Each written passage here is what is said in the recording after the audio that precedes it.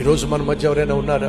నాకు మాట్లాడడం చేత కాదు, నాకు పాటలు పాడడం చేత కాదు, నాకు ఎటువంటి తలాంతు లేదు, నా జీవితంలో ఎటువంటి ఎదుగు పొదుగు లేదు, ఉద్యోగంలో జీతంలో పెంపుదల లేదు, 20 సంవత్సరాలు అయింది హైదరాబాద్ వచ్చి, 30 సంవత్సరాలు అయింది హైదరాబాద్ వచ్చి, నా జీవితంలో ఏ మార్పు లేదు, నా సంపాదనలో ఏ మార్పు లేదు, నా పరిస్థితుల్లో ఏ మార్పు లేదు, నిరాశ నిస్పృహ గుండా నేను వెళ్తున్నాను. నా బ్రతుకు మారుతుందని, నా పరిస్థితులు మారుతాయని నాకు ఎటువంటి నమ్మకం లేదు. నిరాశ చెందుతున్నావా, నిస్పృహలో ఉన్నావా? అయితే వినో, ఈరోజు ప్రభువు నీతో మాట్లాడుతున్నాడు.